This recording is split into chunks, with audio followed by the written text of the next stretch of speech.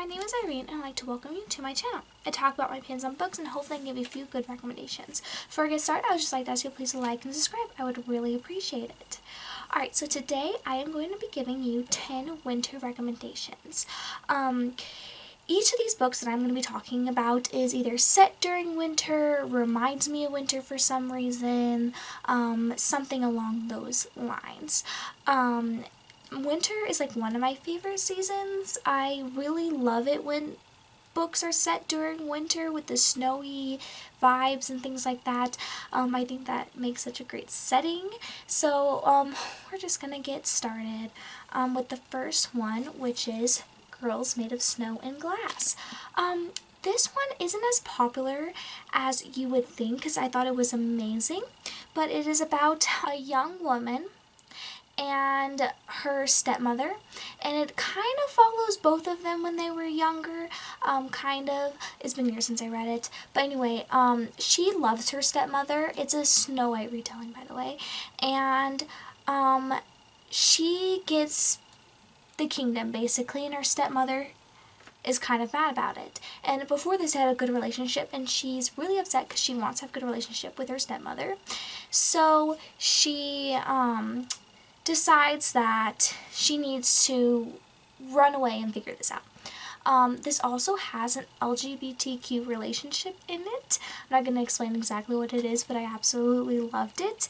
And the reason it's perfect for winter is because it is set during winter. It is snowy when she's like running away, and one of the characters has a glass heart, which is amazing. It is so interesting. Her heart's never beat before.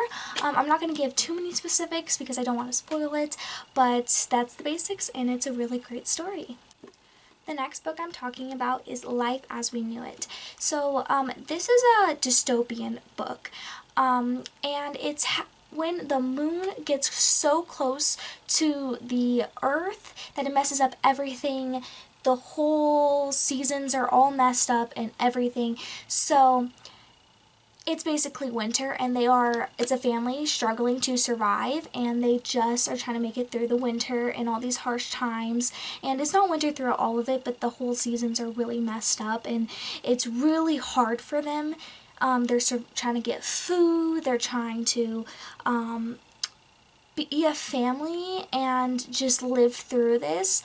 And this book has affected me so much. I don't know why it has affected me so much, because as I read it, it wasn't as good as it feels like it was afterwards, if you know what I mean. Like, the quality of the book increases when you think about it. But anyway, it's perfect for winter because most of the book is set during winter. The next book I am going to be talking about is Hunted, another retelling. Retellings for me are perfect for winter time, so that's why there's a few of these on here. And Hunted is a Snow White retelling, and it's about this young woman, and her father goes missing into the woods, and she wants to go and save him, and she's set up with this wealthy young man, but when she goes in the woods, she sees more options, and it is perfect for wintertime, and I loved this book. As you go through it, I don't know if you can see, but it like has like pictures of it snowing and stuff, so yeah, that's why it's perfect. Next book I'm going to talk about is Winter Song, and the thing just broke a little.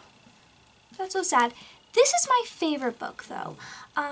It is about a girl who has a sister, and throughout her whole life she has this relationship with the Goblin King, but because it happened when she was a kid, she doesn't know if it was real or fake. And then one day her sister's kidnapped by the Goblin King, so she has to go and save her.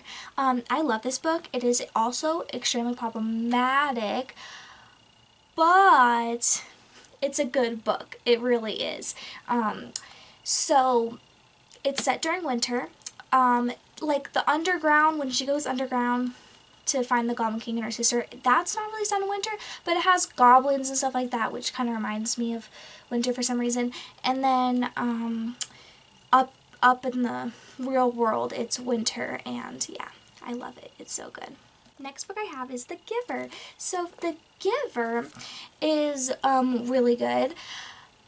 you might be questioning why this is a winter book, but it's about this young boy who, it's a dystopian world, and this young boy gets picked to work with the giver, and the giver gives him memories of the old world. In the dystopian world, it's nothing like the old world, and the old world is our current world, if that makes sense. Anyway, one of the most prominent memories he gets is of snow and sledding. So that's why I think it's perfect for this. Like, in the world that they are currently living in, they don't have that, but that's what he's missing out on, and it's an important part of the story. So this, I think, is perfect for winter. Next, I have Little Women. So Little Women is about these four sisters as they go from kind of poverty and then become young women and trying to make lives for themselves, and it's about their bonds and sisterhood. And I think a prominent theme of this book is Christmas, because every Christmas is shown of these sisters and how they're growing and bonding. In the first one, they're having a really hard time. They don't have much money, but there are other people who have even less money, so they have to go and help them. And as it goes through the book, you just see a lot of that, and I love it for that. I think this is a perfect book to read during the winter, and I really connected to it. Next book I have is The Afterlife of Holly Chase. This book is, I can't remember what it's called. I think it's a Christmas Carol like retelling, and this really doesn't have like the snowy winter vibes like the other ones do, but it's a retelling of the Christmas Carol. And every Christmas, these people find a new Scrooge and go visit him and try to convince them to be a better person. And this one girl just died because she was a Scrooge, so she has to go and help another person realize that he doesn't want to be a Scrooge. Anyway, or he'll die. It's amazing. I loved this so much. When I went into it, I did not think I would love it that much. And during the book, it was like a good 4 stars. But the ending was fantastic. It is something that you would not think it would be for a YA book. It was perfect. It gave the exact right message for the story, and it couldn't have been done any better. So I loved this book, and it's perfect. Read it like right on Christmas or something, because it's really good. The next book, this is a big version of the Narnia, but anyway, Narnia, of course. I couldn't do this video without mentioning this as a winter book. You know, it's about these 4 kids who go through a wardrobe and they end up into a winter place, and the queen is making it winter, and it's forever winter, and they want to make it so the seasons change. And it's amazing. There are some messages throughout the story that I don't completely agree with, but it's a good telling of a story and a good representation of people and some cultures. I love the lion in the story, and it was really good, so perfect for winter time. Next book I have is The Iron King. I read this book years ago, so I don't know if I would love it as much as I did when I read it the first time, because I'm older and more mature, and it does feel very young. It's a retelling of A Midsummer's Night Dream, I think, by Shakespeare, and this girl kind of has a trickster best friend, and turns out he's a fairy, and he takes her to the fairy world, and it is a very winter setting.